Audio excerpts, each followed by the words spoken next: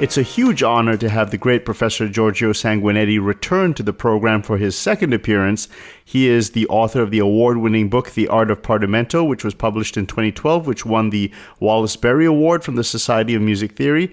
And today we will talk about his new book, The Piano Sonatas of Beethoven, which is published by Libreria Musicale Italiana.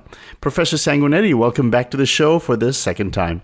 Thank you, Nikhil. As you pointed out, this is my second time. This is quite a record, isn't it? So yes. I'm really excited and it's honored to be here again. Oh, the honor is all mine. The subject of your new book deals with the piano sonatas of Beethoven. Why did you pick this subject?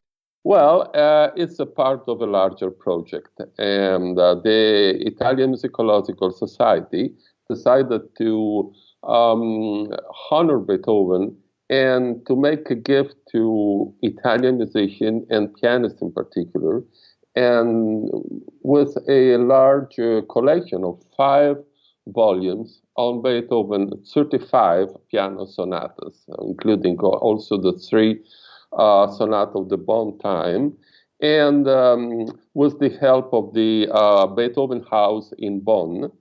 And so there are 5 volumes, and mine was the first, and it's a general in, it aims is to give a general landscape or an ecology for Beethoven piano sonatas, but I don't speak about any specific piano sonata in depth.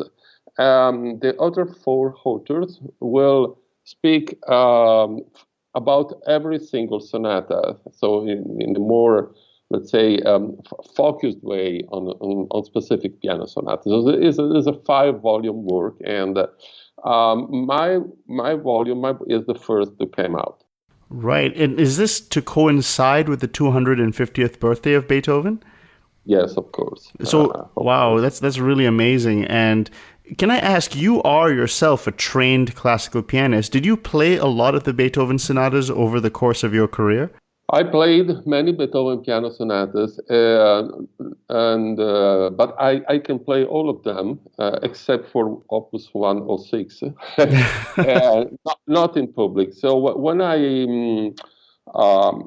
I wrote the preliminary version of this book, and I used it for my own teaching at the University of Tor Vergata, and I promised my student, okay, listen, if you take this course, I will play all Beethoven piano sonata for you, except Opus 106. It's just too difficult for me. And so, yes, I did it, except maybe for the 2 small Opus 49 and some movement, but I did play all of them. Of course, the way, not the way a concert pianist do it, because I stopped doing concerts many years ago. So when I play, I try to concentrate on music and on the musical meaning. I'm not so very much worried about my slips of fingers anymore. I guess it would be a great entry point to talk about the sonatas. First of all, how they're perceived popularly, within the performance community. And it's very interesting in your book, you talk about the reverence we have for these sonatas, the hushed audience, the quiet of the entire auditorium, the pianist almost as a kind of a priest-like figure. And so it's very interesting. Let's talk about the sonatas. Were they published over his entire career, over the so-called 3 periods? What was the intended audience for these sonatas? And let's really get into it.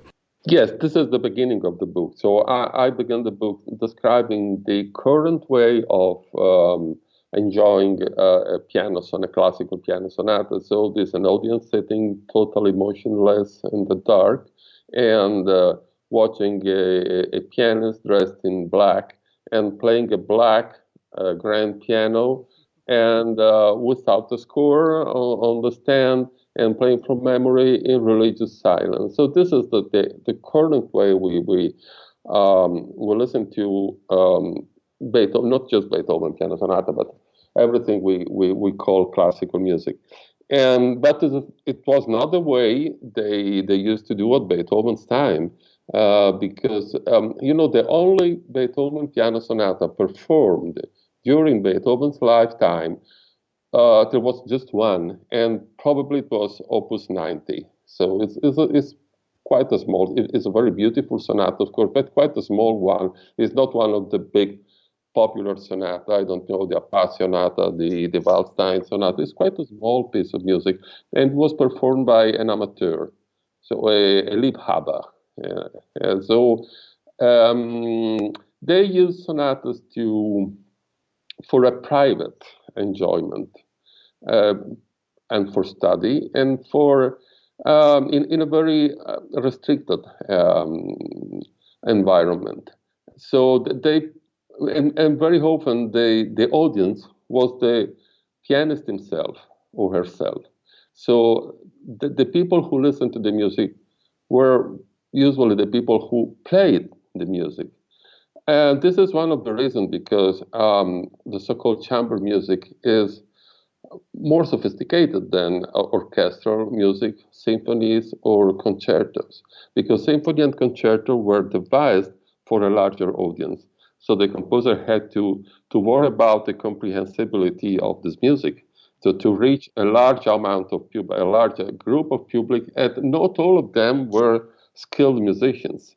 But for chamber music and piano sonatas or sonatas for piano and another instrument like violin or cello, they were written for skilled musicians. So they're more subtle in a way. And until now, so I mean, even now, if you think of it, Beethoven's symphonies are much more popular than Beethoven quartet, and because they were written this way.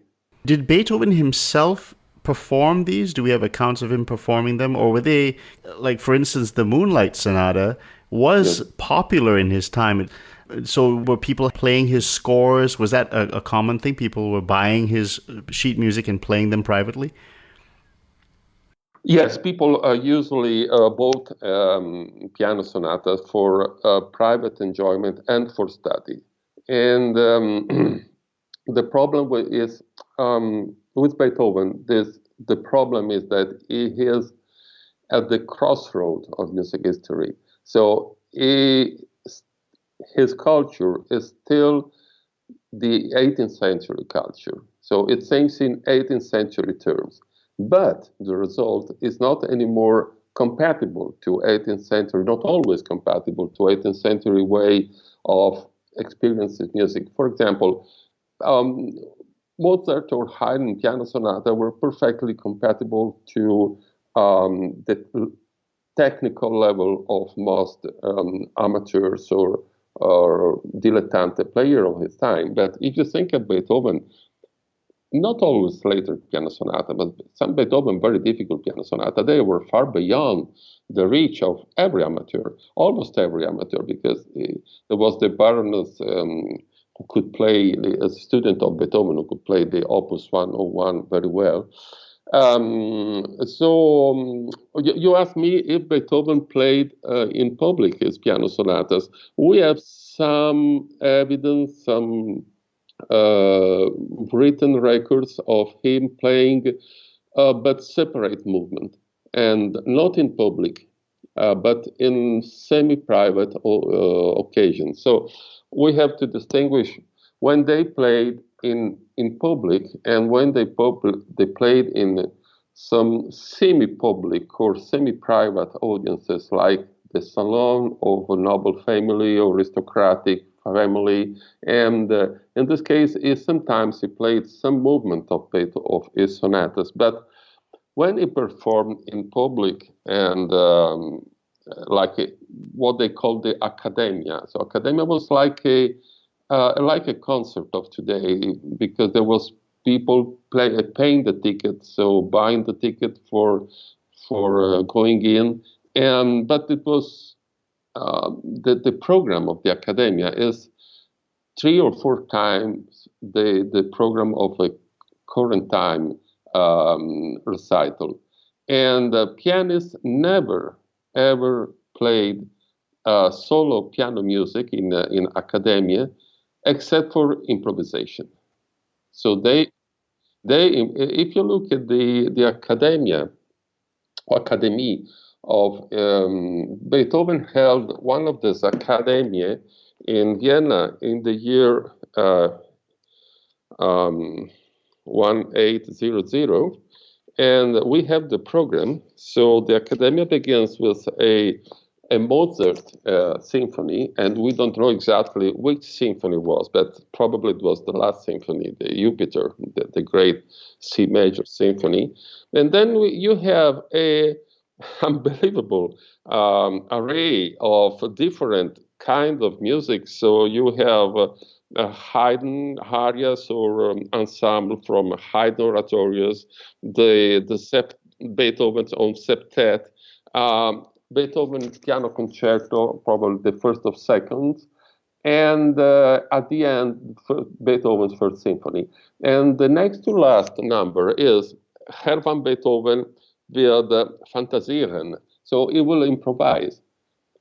So this is a specific number. So it was the only time where pianists sit at the piano without a written score on the stand, because they never played from memory, but they played always with the score. And the only time was that a score was not on the stand was when they improvised.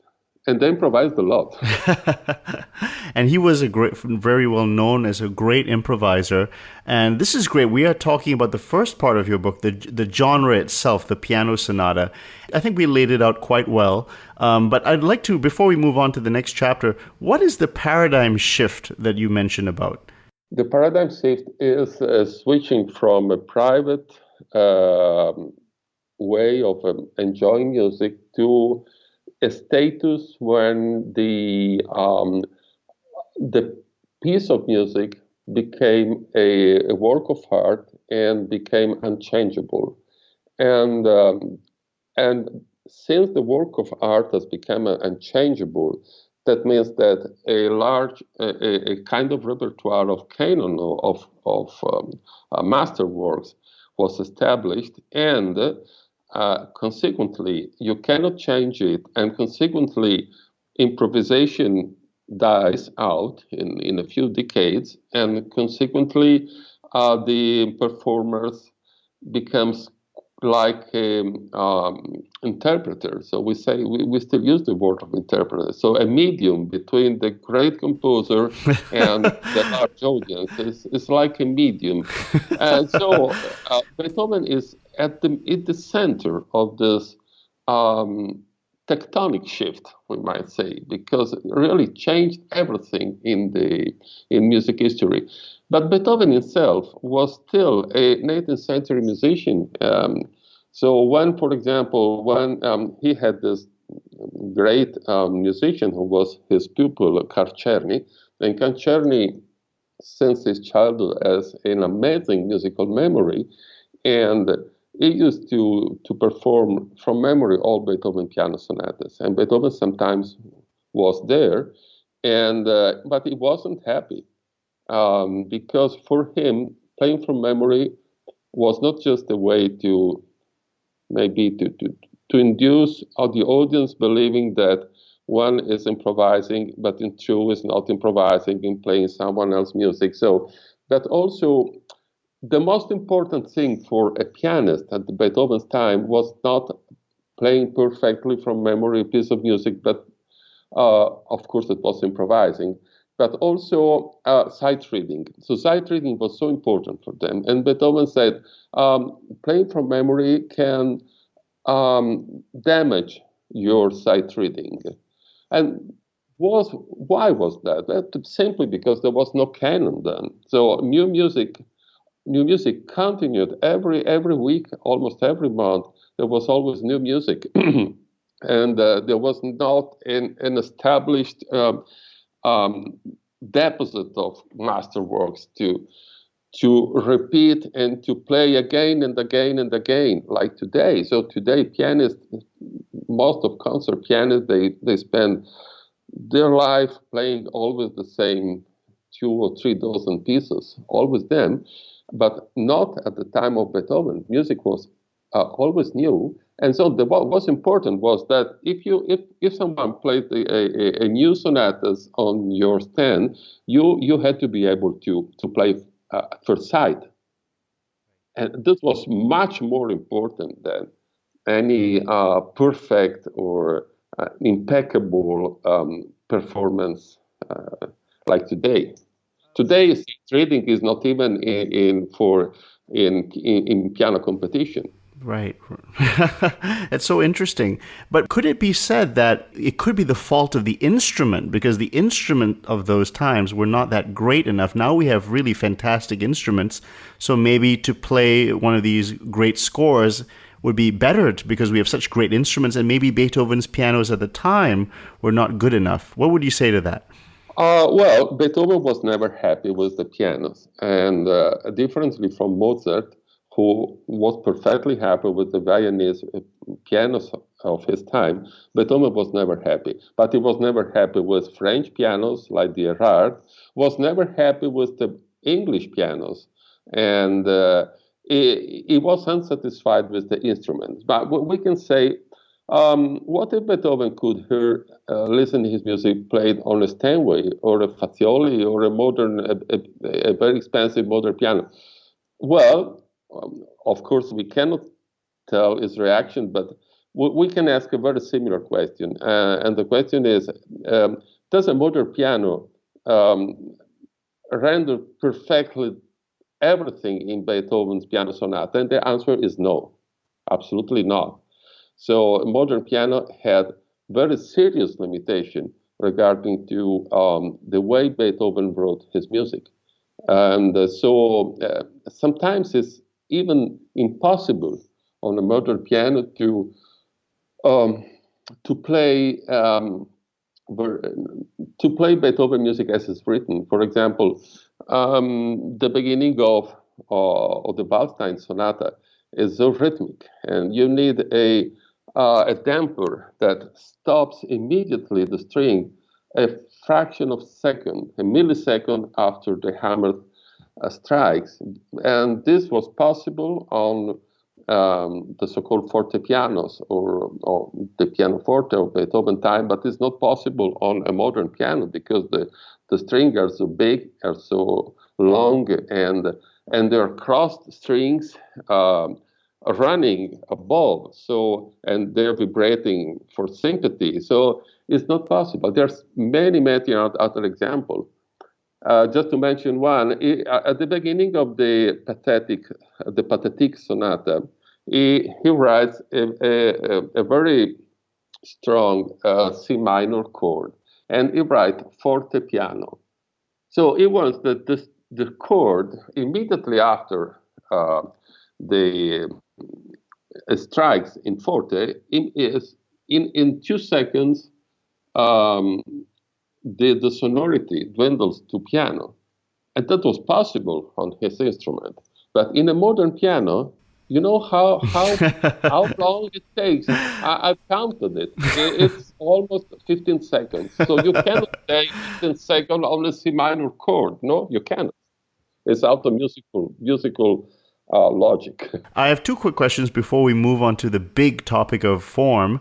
Or just a personal question, since this show is geared to music education, how would you recommend somebody get better at sight reading?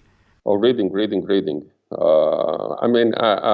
I always been a good sight reader, and I remember when I was a young student at the Conservatory of Parma, and there was a good library. So I borrowed all piano music by Schumann, and so when I was 15, I think I read all Schumann piano music first sight, and I did the same with all other great composers.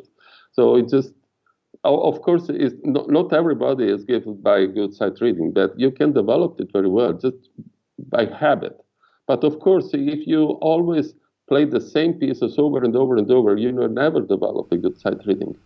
Okay. I don't think there are methods in any. So just do it. Just do it. Okay. And one final question is Beethoven's playing style. So what can we say about how he would have played his sonatas? Yeah. This is a very, very interesting question. It's related to what we were saying before about the piano. So I will do an example. The problem of legato versus non legato versus parlante touch. So at the time of Beethoven was very famous for his legato touch, and legato means that you don't have to articulate the notes, but every note flows into the next one. And but at Beethoven time, there was also a very important style of playing that was the parlante style.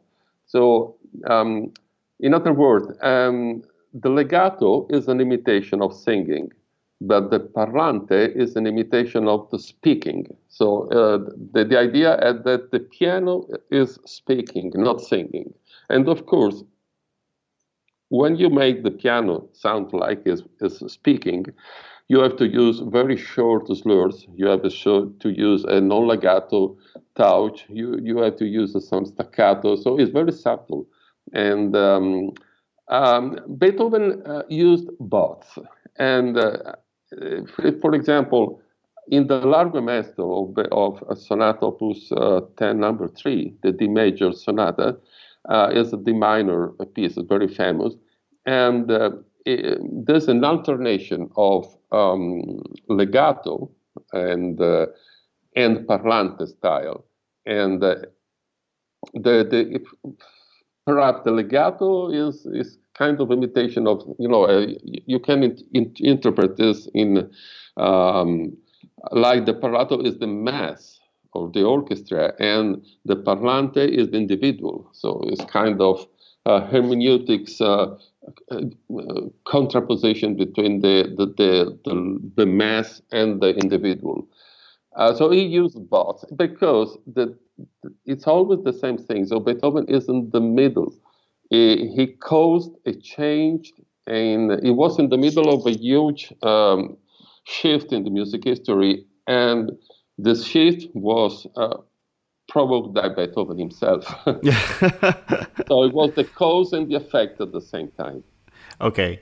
Now we get into a very big topic, which is writing and form. And actually, before we get into Beethoven's form himself, I've always wanted to ask you, with regard to the Italians and Partimento and the 18th century, how did they teach form in the Neapolitan conservatories? Or did they even talk about form? Not that I'm aware of. I think that form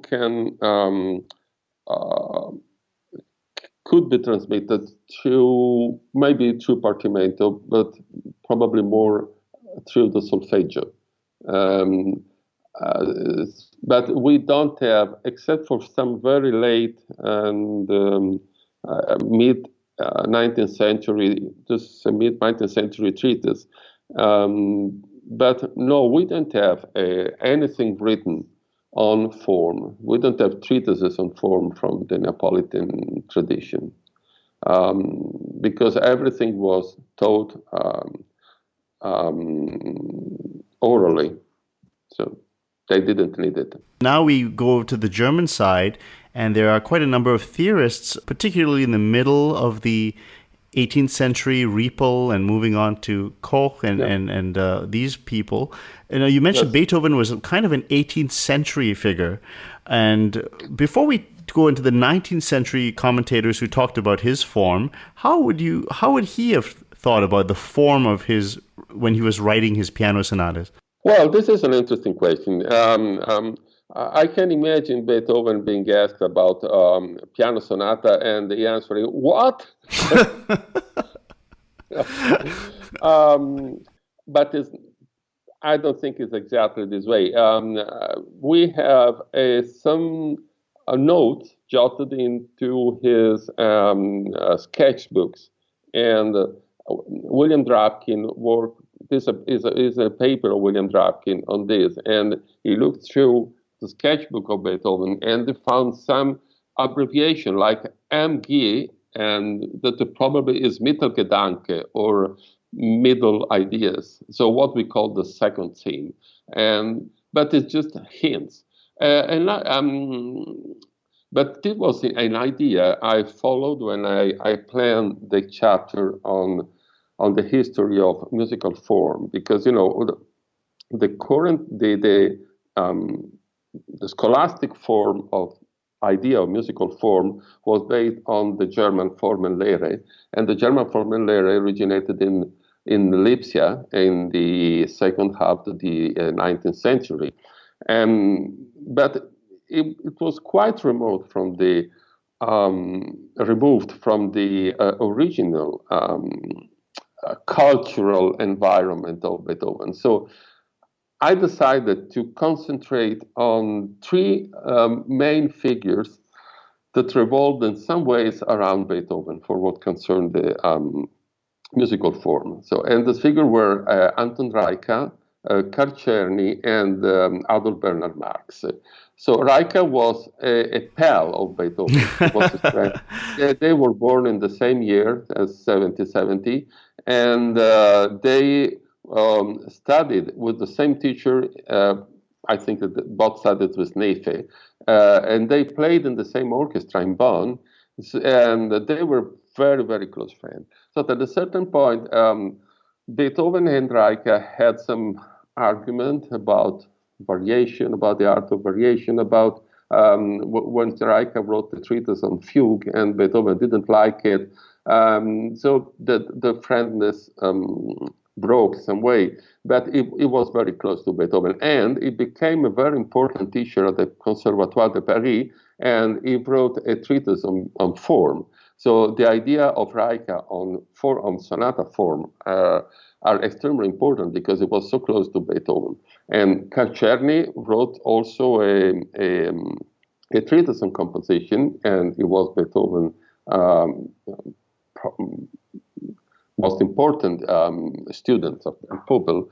And Adolf Bernhard Marx, I don't think that Beethoven and Marx never ever met, but Marx was a young man in Berlin, and he started publishing articles on Beethoven in his journal. Was called the Berliner Allgemeine Musikalische Zeitung, so the Berlin General Music magazine.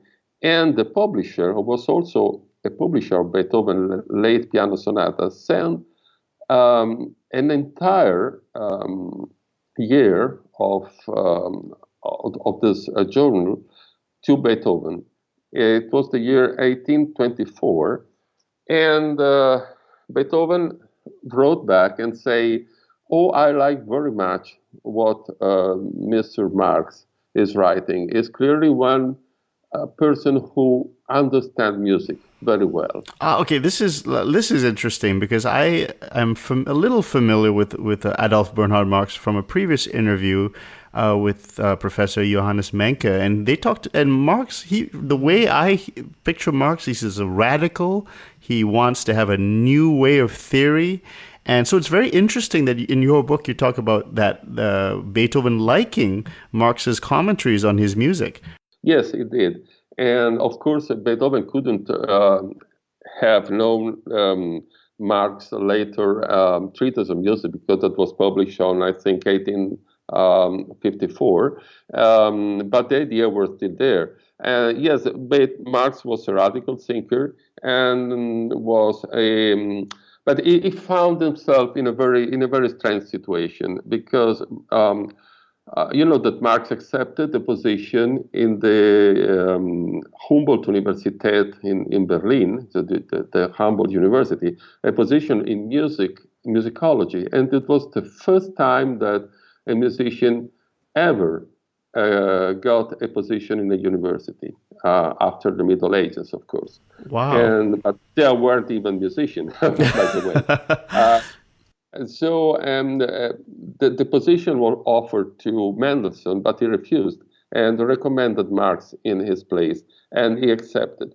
So Marx found himself teaching composition or music theory to a large audience of very wealthy and very well-born young German students who were at the same time students with people like Schleiermacher or Hegel. So you can imagine if you teach music theory or music composition to students who just came out of a class with Hegel, that's intimidating. So he had to find out a way to communicate musical ideas, musical theory, in a way that was compatible to the authority and the glamour of Hegel. So he couldn't teach the same way music has always been taught, like an apprenticeship, like a trade, like a craft, because that was the Humboldt University, for God's sake. So you have to do it in a very, very sophisticated way. So he found this theory, but this theory is extremely valuable, and was very influential. So you can find traces of Marx thinking in all the history of music, of musical form, including William Kaplan. Right, that's interesting. And so the seeds of this were in older things, and but isn't it true that he himself, he did it because he wanted to do it? He really wanted to change the way we thought of music theory, and he wanted to abandon the ancient regime. Yes, of course, he had to do, and he was immersed in a. There are also political reasons for that, because at the time, Berlin was probably the only stronghold of German music. I mean, not influenced by Italian opera, because all the rest of German-speaking world was completely mad for they were crazy for Rossini and for Italian opera. Vienna was totally lying at the feet of Rossini, and the only stronghold that resisted was Berlin. So it was politically important to keep Berlin German, and so he created a religion of music based on Beethoven. That was a political project also. Politically, what was Beethoven? Well, he studied, he took some lesson at the University of Bonn when he was young, with Reicha, I think. And Bonn was very much influenced by French Enlightenment. So his idea were, it was a democratic, it was a liberal. We might say today Beethoven was certainly a liberal. And but at the same time, we don't have to get fueled by this idea of a radical liberal Beethoven who never wanted to be supported by anyone, who was a freelance composer. And no, he always accepted the help of aristocracy. He invented the figure of the self-sustaining composer, of the individual, of the freelance composer. You know, the artist who could live out of his creation. But this is what the truth. He relied heavily on the support of the aristocracy. He wasn't at the service of the aristocracy. It is true. He never served as a court musician. But the great aristocratic families in Vienna, they paid him a large amount of money just to live in Vienna. At a certain point, they said, "Well, you know what? I'm going to Kassel," and they said, "No, you stay here, and we give you money just to make sure that you stay in Vienna." Okay, so can you talk about the rise of Formenlehre and the criticism and the so-called decline of it? Well, a Formenlehre originated clearly from, there were two main currents of Formenlehre in Germany. One was the Berlin tradition, more sophisticated, more intellectual, we can say. And the other one was the Leipzig tradition, which was more oriented on practical teaching in the conservatory. You know that the Leipzig Conservatory was the first conservatory in Germany, and was founded, I think, in 1842 by Mendelssohn. So quite late. I think it was half a century later than the Conservatory of Paris, not to mention the Neapolitan Conservatory, of course. So, and the Conservatory of Leipzig they focused on the invention of the modern, so the current way of thinking at a performer. So they invented, for example, the distinction between the Technik und Vortrag, so the technique and musicality, we might call now. Or is a technical musician, pianist, but is not so musical. Well, this was invented in Leipzig at that time. And so everything was, and the distinction between a performer, a pianist, and a composer. They divided the two figures, of the pianist and the composer. So a pianist could not be, they were frowned upon if the pianist wanted to join a composition class, and vice versa. Because a pianist had to be just a pianist, and the composer was an entirely different beast. And so the Formenlehre was created, the Leipzig Formenlehre was created to support the student of performing students, especially pianists, and the composition students for the course of study. The Leipzig Formenlehre was so fantastically successful also because Leipzig was the capital of modern publishing industry. So all the great musical printing houses were based in Leipzig, and some of them are still existing. Peters, Breitkopf and Hertel, and the Eulenburg, they still exist, and they were founded in Leipzig at that time, and they were also fantastic technological development, like for example the application of a particularly technique of printing to musical printing that causes the prices of music to go dramatically down. So at a certain point, the great Leipzig publisher, they even published themselves translation of their Formenlehre treatises in other languages. So they published the Italian translation of treatises on harmony and form directly because they are an incredible force on the market. Right. You mentioned it was fantastically popular, but there was some criticism of it. The Formenlehre? Formenlehre,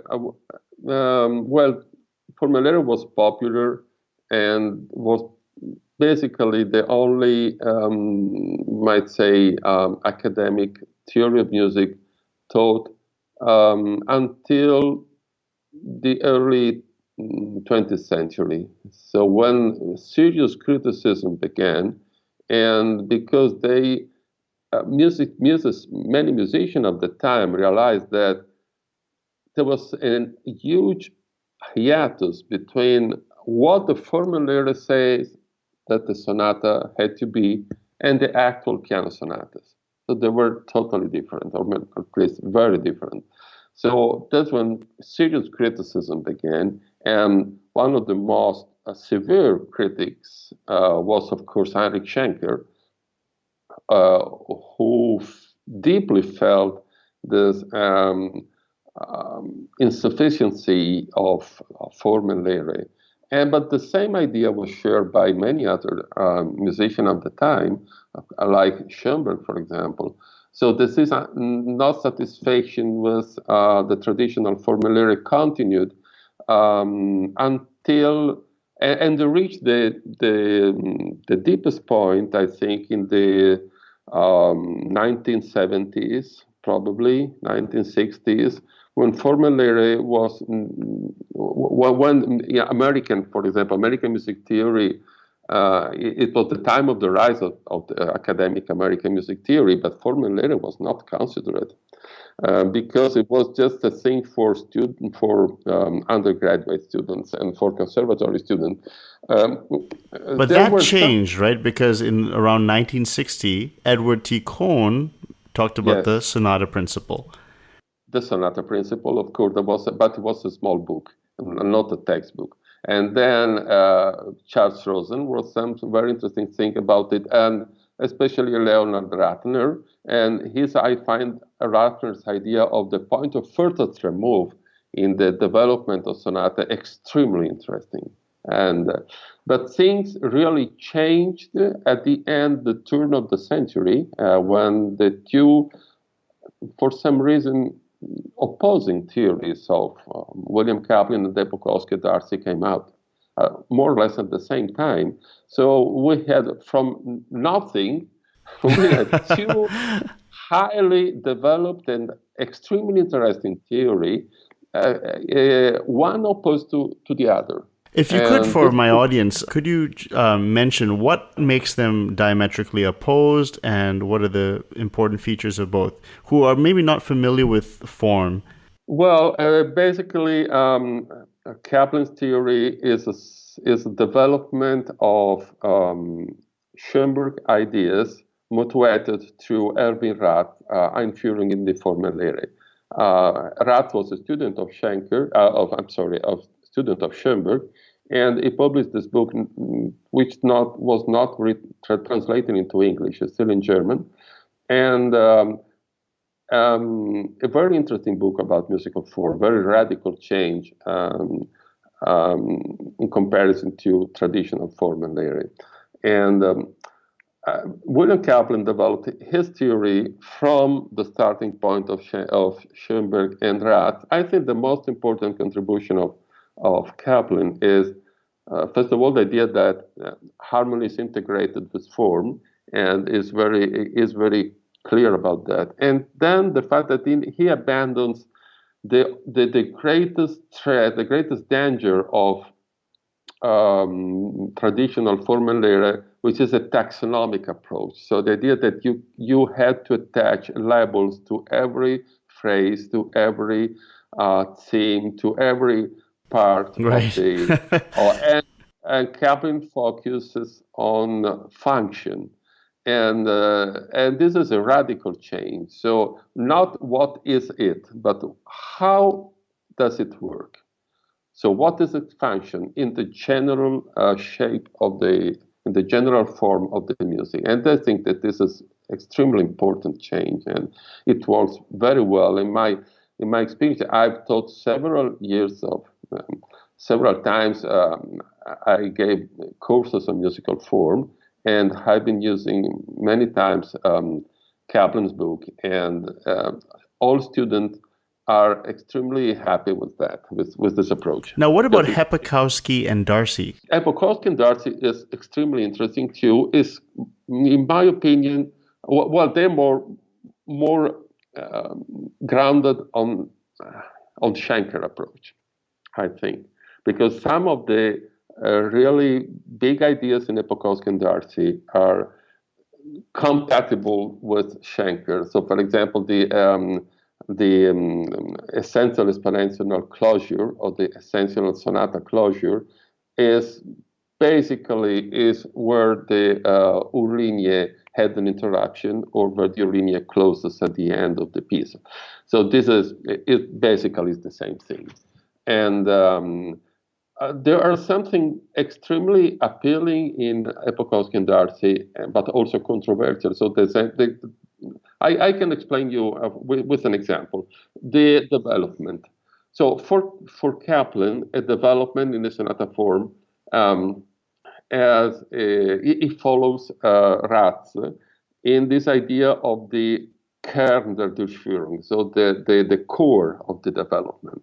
So in Beethoven, for example, this is very clear, not in all other composers of the classical era, but in Beethoven is very clear. So in more or less in the middle of the development, you have a sequence, such as a 4 or 8 bar phrase transposed by descending fifth chain for 2 or 3 times. Then you have something happen before, so the pre-core, and which is a sort of preparation of the core, and a post-core, and then a standing on the dominant. So according to Kaplan, a development is something very specific and very different from the the exposition and the recapitulation. Hepokoski Darcy, they take a totally different approach. So they see the sonata as a rotation of the same material that goes through and through for 3 or 4 times, and more or less in the same order. So we have the first rotation is the exposition, and you have the ideas, the musical ideas, rotating through a certain order, and these ideas rotate again in the recapitulation, and they rotate also in the development. So a development is a rotation of the same material, maybe with a darker mood or in a slightly different order, but not too different, because you have to preserve the idea of rotation. So they don't have a specific theory for the development, because the development is just the second rotation of the sonata cycle. Very interesting, and this is just a taste of it. It's a really tremendous book, lots packed with details. So let's move to the third area now, which is expression. And this is interesting now. You mentioned hermeneutics before. Let's refer to Beethoven's sonatas as an object with an investigation of hermeneutics. Well, hermeneutic has the same story as Formenlehre. So hermeneutic was extremely popular in the 18th century. In the 19th century, and was the most common approach for explaining Beethoven music to the general audience. Serious musicians often complained about that. Schenker hated hermeneutics, even though he used hermeneutics in his analysis. So it's a kind of disguised hermeneutics, some of that. That hermeneutics had some really good points about hermeneutics. I mean, nobody felt the need of hermeneutics for Haydn music, for Haydn or Mozart or Boccherini's or Clementi's music. I mean, at least not in this way. But at a certain point, the musician or the audience felt the need of hermeneutic, the explanation. Why Beethoven music is so weird? Why is it strange? Why is it different from other music? There must be a reason. So they try to find the reason in this in everything. I mean, if you read some book of hermeneutics in the 18th century, you find comparison between Beethoven sonatas and you mean the 19th century, right? Oh, yes, I'm sorry. Yes, of course, 19th century. Because in the 18th century, they were not talking about hermeneutics, right? Yeah, I think Ottocento in my head. Automatically. Yeah, automatically translating the 18th century, but of course, okay. 19th century. I had to add one, Yeah. And so everything, so from a book or a play or a Shakespeare play or a painting or even a shipwreck. Could be, the Medusa shipwreck occurred in France, in Senegal. It was a French ship that shipwrecked in Africa, and there was a terrible story. So he compared this event with, I think it was Beethoven Opus 106, of course. Right. And so that was so popular that, of course, it declined almost at the same time of the decline of Formenlehre, when music analysis rose as an independent branch of music theory. So but it has been revived too, like music, like Formenlehre has been revived especially by Kaplan and Hepokoski Darcy. Musical hermeneutics has been read by Robert Hatton, who wrote 2 fascinating books, among others, on Beethoven and this new hermeneutics approach. And then there is, of course, the topic theory, which is an entirely different thing.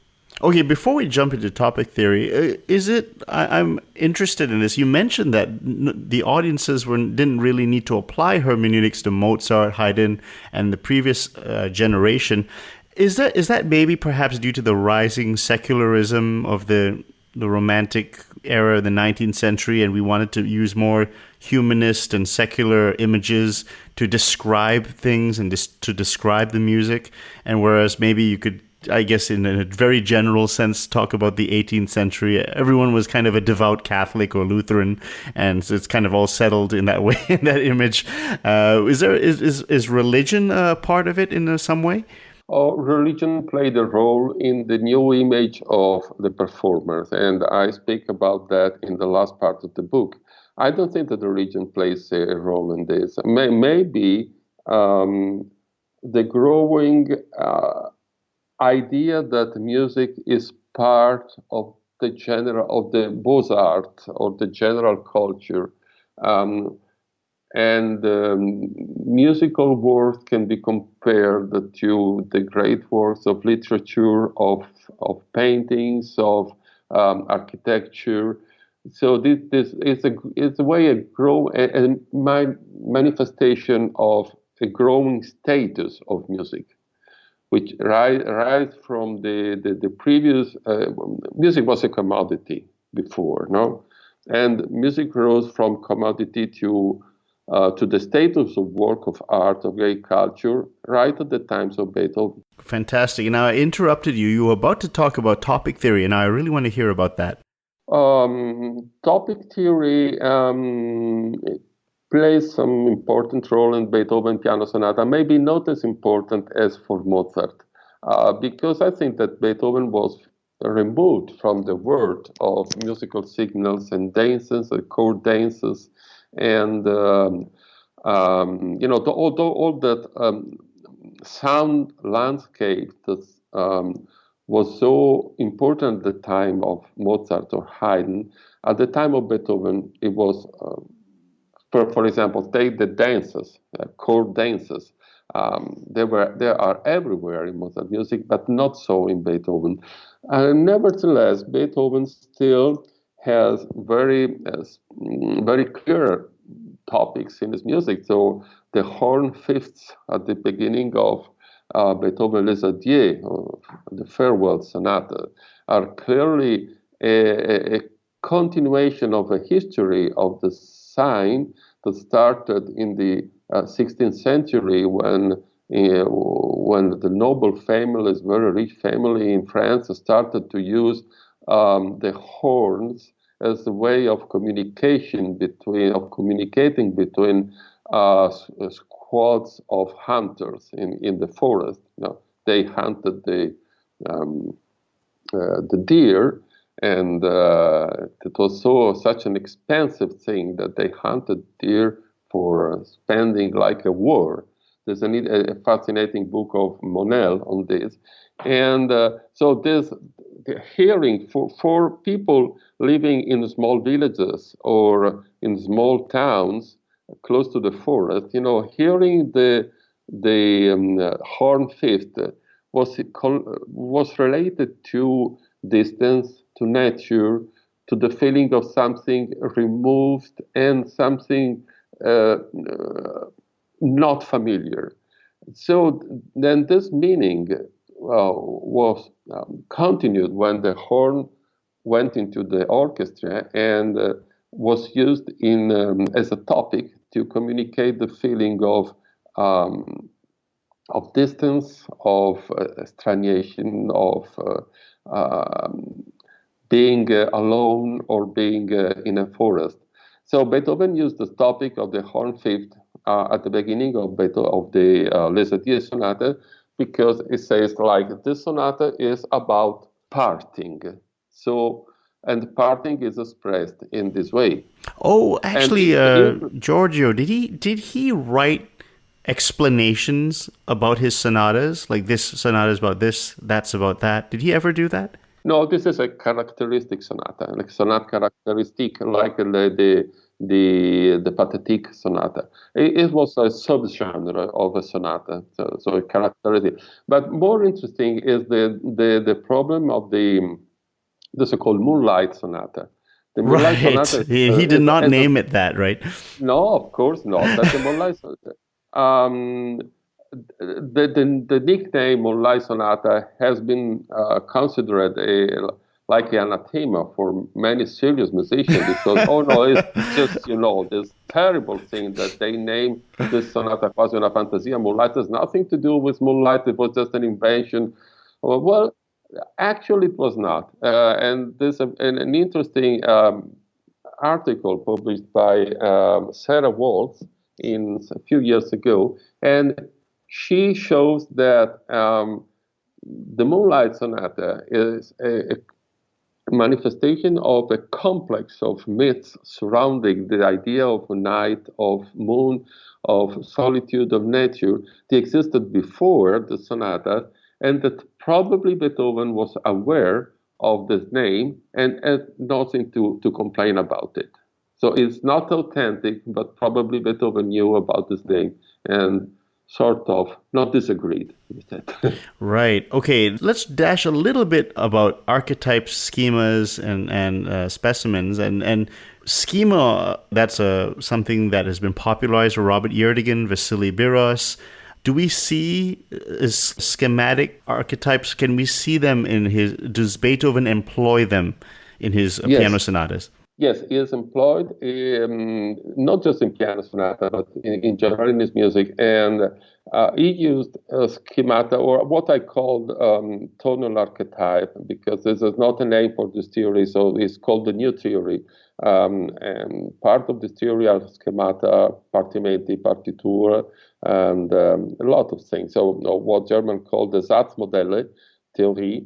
And Beethoven used in the first period just as much as any other composer would at the time, especially in the genre for the larger audiences. For example, in the piano concertos, the first two piano concertos, if you look at the solos, at the opening solo of first piano concerto, is entirely made with the building blocks. So, and I list them bar for bar. So, and it's really amazing. The so-called heroic period or middle period.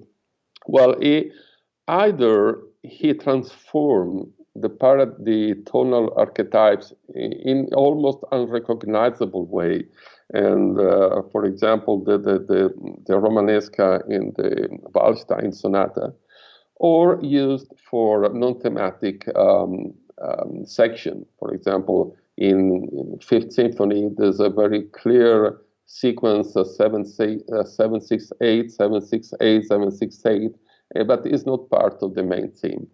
In the end, what I find really fascinating is that at the end of his career, so the so-called third period, he picked up again the old schemata and the old rule of the octave and the old Romanesca and this old stuff. But this time he never tried to hide it, to conceal it in any way as it did before in the so-called second period. But they are there on the surface, exposed, completely exposed. And I think very fascinating that the great German philosopher Adorno, he said that Beethoven, in the last period, he let the music speak for itself. So it's not anymore the voice of the composer, the ego of the composer speaking, but the music tradition, the music convention, the musical grammar itself is speaking. But he couldn't identify exactly how that happened, because at the time there was no knowledge of the Satzmodelle or the schemata or the thing. So it's just an idea. Now we can see that Beethoven used the Romanesca, for example, or the rule of the octave or other schemata with this um, as a topics of innocence and happiness, and this is very clear. It's very clear for example, in the middle section of the canzone di ringraziamento, in one of the last quartet, and this is and there's a dance in the middle in D major, and this is a Romanesca Galante, so clear, so clearly exposed, and there was no. And is of course the meaning is it became a topic for innocence and from the return to a natural status. That's really fascinating. Now, let's touch a little bit on historically informed performance. Let's talk about, first of all, the metronome markings. I mean, were they for real? I mean, were you supposed to play the Hammer clavier that fast? Oh, the marking, yes. We have just one authentic metronome marking in Beethoven, is the Opus 106. But we have 5 series of markings, almost complete, I think, from Czerny, and a lot more from Moscheles. The Opus 106 is the only marking of Beethoven, and it is a 1-3-8 a half note. Most never, I think the only pianist who played it in this way is on the recording is Schnabel, but it clearly is extremely. It's not a this keeping this time. All other pianists, even technically extremely gifted pianists, they don't dare to play this time. But I listened to a fortepianist, I don't remember his name, I'm very sorry, who played the first movement exactly with this metronome, and is amazing. I mean, you feel that it is the right tempo. Really? Okay. Yeah, because I think that by writing this tempo, Beethoven didn't want to give he wanted to tell the performer, listen, you don't have to play this beginning like in a monumental way. It is to be catastrophic. Okay. It is like a storm hitting you in the head.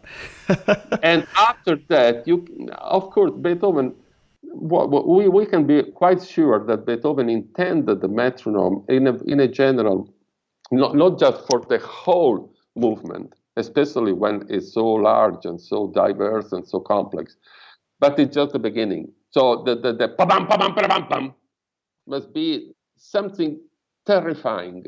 And then you can slow down, of course, in the cantabile sections. This brings me to Werktreue, the faithfulness to the intentions of the composer. And let's talk about that. And I believe there was a very, very interesting line by Czerny that you put in the book, which tells the performer to respect the score.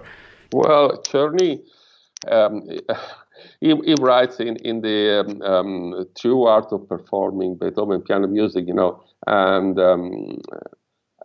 this story that he was performing a farewell concert for a couple of friends of musicians who left Vienna, were supposed to leave Vienna the next day, the day after, and he was playing I think a quintet of Beethoven quintet, and with other colleagues, and he improvised, he changed. I mean, what I think that he did was everything else did. So changed the octave, played more brilliant passages, and so did the things. Beethoven was mad at and he made the scene in front of the audience, of the other, and this scene must have been so terrible that he wrote the day after a letter to Czerny apologizing. You can imagine Beethoven apologizing is quite a weird thing, And Czerny was so shocked that he wrote, never, ever change the music as is written in bold. but I think that happened because everybody did it. So it was a common thing. And probably, and Beethoven did the same and allowed other people to do the same. There's a famous episode when he played with Bridge Tower, the true delicatarian of Opus 47 violin sonata. For the first time, the sonata was bridge tower, and if you know the beginning of the sonata, the piano has a wonderful arpeggio, like cadenza-like arpeggio in C major, and the violin has nothing. So you imagine bridge tower. So Beethoven playing this wonderful flourish, and they say, well, I want to do the same thing. And he played the same thing with the violin. Beethoven was unbelievably happy. So Beethoven bounced out and embraced him and said, do it again. That's not quite like what happened with Czerny. No, but Czerny was a student of it. Yeah. And so he didn't, but Czerny was a student and bridge tower was his peer. That's probably one of the reasons. So can you comment on Werktreuer in the modern age now, in 2020, going to 2021? Should performers honor the score to the note? For Beethoven, this is a difficult question. Beethoven wrote many notes and didn't do as Mozart, who left many blank passages in the piano concertos. In Beethoven sonata are almost completely written out, but not entirely. So there are still places where you can add, for example, the corona. You can perform an Eingang, or you can perform a small cadence, or you can improvise something. There are places when you can do it, and some Fortepiano player like Robert Levin, they do it, and I think they also Malcolm Bilson showed. There's some videos on YouTube where he speaks about that. So yes, definitely you can do something. Not much as with Mozart Piano Concerto, but you can do something, I think. Well, it's been a thoroughly enjoyable conversation. I mean, to my dear listeners, please check out this phenomenal book by Professor Giorgio Sanguinetti. It is written in Italian, and the title is Le Sonate per Pianoforte di Beethoven, Genera, Forma, Espressione. And honestly, what a great opportunity for us to work on our Italian, right? I'll have the link for the book in the description. Now, Professor Sanguinetti, I would get a lot of heat from people if I didn't ask you any questions about Partimento. And he said, you got him on the show, you didn't ask him anything about Partimento. And now that we know that Partimento is getting so popular, something like 2,000 people joining the Art of Partimento group on Facebook over the last year. Let's talk about 2021. What do you think is in store? How do you feel about the surge of interest in Partimento? Amazed. I didn't expect anything like that, sincerely, and I'm really amazed and very happy about this. And but I can tell you one thing, and I'm working on a revision of my book. So I think that in a year or so, a couple of years maximum, this will be a new edition of my book with when I give account of the new thing that happened in the field. So new researches, new findings, new manuscript, and a lot of things happened since till 2010 when I finished working at it. And it is 10 years of surge of interest in Partimento. Still, and I plan to account for them in the new edition of my book. Wonderful. Can I ask, if you have a bit of time, can I ask you a couple more questions along this, Partimento? Of course. A lot of people are finding about Partimento. They come into it from many different ways. Maybe Robert Yerdigan, your book, they see realizations on YouTube. They all have a similar question. How do I learn this? Like, what's the best way for me to learn Partimento? Can you give some advice on how all these new people who are coming in, how should they start? Well, you have learned a lot already, because I've seen your videos on YouTube where you're doing a fantastic realization of Partimento, so you don't need to learn. Grazie. But yes, the traditional way was to use to learn from a teacher, and this is, I think, still the best option. I just hope that there will be more and more courses on Partimento in conservatories and in music school around the world, and some already there are. I mean, there is even a Partimento conservatory in Louisiana. Can you imagine? I don't know if you know it, but Yeah. there is. So, and I hope that more and more there will be. In the meanwhile, there are books and online resources, and the Art of Partimento Facebook page. And if someone has any doubt on his realization, he or her can post the realization on the page, and just read the comments of the very knowledgeable people that is in this page. Now, some people start with Furno, some people start with Fenaroli, Durante, and Sanguinetti. Is there a certain set of partimenti that you recommend people start with? Well, I know that many colleagues of mine use Furno. I prefer to use, or I haven't seen a Partimento realization or in a German town, a northern German town using in Sanguine, which is quite difficult in my opinion. But they told me that it was not the first attempt, so it's okay. I think that Fenaroli is still the best way to start with Partimenti. So Fenaroli first book, and of course, a very good approach is also Handel. Handel exercises for Princess Anne. This is a completely different approach. It's more German because Handel uses the separate chords. It thinks in chordal, not in chordal term, but there are exercises for 6/5 chord, exercise for 2/6, and it's not based on the rule of the octave exactly, but it's very, very good and very gradual approach, perhaps more gradual than the Fenaroli. So if you know nothing about continual playing, probably Handel will be better because you start, connecting triads in root position. You start to learn the trilures of connecting triads. The bass moving by fifth or by third or by step, and so you start connecting triads and root position triad in this way, which is easier probably than starting with the cadence or the rule of the octave.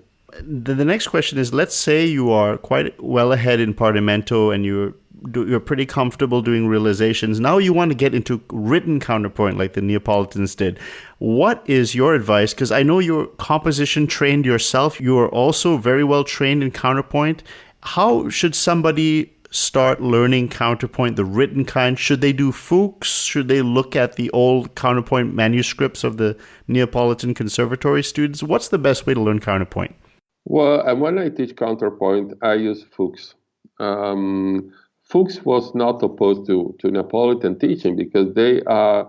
I looked into the library of the Conservatory of Naples, and there was a copy of the original edition of Fuchs, the Latin edition, not the Italian edition, the Latin edition. So, and Fuchs was held in high esteem by Neapolitan teachers. So I think that it's okay to use Fuchs. Right now, I finished my course, teaching my course in species counterpoint with my students here in Rome and Tor Vergata. And I used Fuchsian approach, or through Salzer Schachter. Some people are always saying, this Partimento is great, it's very interesting, I really see how historically interesting and useful it is, but can it be useful for me in the modern age? And I actually notice humorously some people in the Art of Partimento Facebook group are posting popular songs that have progressions that we can identify with Partimento theory and schema theory. Do you think that in contemporary music, if we move beyond the 18th century into the 19th, even contemporary music and all these things, is this understanding of Partimento theory, can it form an interesting foundation for looking at other later styles of music perhaps? I think we can distinguish between Partimento and related theories and Partimento as a method of teaching. So Partimento and related theory are based on building blocks or schemata, and of course you can find building blocks in all tonal music. And I don't know about post atonal music. I don't think so. Let's not talk about that. Okay. Yeah, I know. Popular music, of course, you can. So the answer is yes. The other question is, or the other way of answering to your question is more complicated. So, is possible? Is it possible that an approach like Partimento, so improvising over a bass, basically with some hints at the other voices, could be done in style different than 18th century style? I did it when I taught in a few years ago at McGill University in Montreal, in Canada. So I composed a Partimento in the style of a Fauré waltz impromptu. So late 19th century French music, and I can tell you it works. So you can do it. There's no question. As far as the music is tonal, and you can write a bass line with some hints and the other voices if you want, maybe, and ask students to complete it or to improvise it at the keyboard. So yes, but there's no repertoire still. So I think that someone you can imagine writing a collection of partimenti in 19th century style. This can certainly be done. So exist actually partimenti in 19th century style, and there's a paper of Gaetano Stella on Journal of Music Theory 2007 on romantic partimento, and so there are romantic partimenti. But you can compose new partimenti. There's no, I tried, so it is possible to compose new partimenti in whatever style you want. I think not in atonal style, because it's not based. I'm sure you get this question a lot. Should Partimento be taught as a curriculum? One thing that's interesting about Partimento is it's very self-contained. I've noticed some people on YouTube, I see them putting Roman numerals. I see people integrating it in some way into other music educational styles. Do you feel, I mean, this is kind of just now talking about how it integrates. So can you see Partimento being a serious part of early music education? Do you think it can complement, go side by side with other music theories, or it needs to be kind of on its own because it's so self-sustaining? Oh, well, I don't claim that you have to ignore Roman numeral analysis, because that would be impossible. For example, if you want to use Kaplan theory on musical form, you must know Roman numeral analysis, the notion of called the root of inversion. You have to know it, of course. But I noticed that if you try to realize a partimento and you start thinking in terms of root and inversion, but it takes long, much longer than thinking in terms of intervals. So of course you have to integrate the things. Of course, you have to know what. I mean, we cannot pretend that Ramon never existed, right? Right. It wouldn't be fair.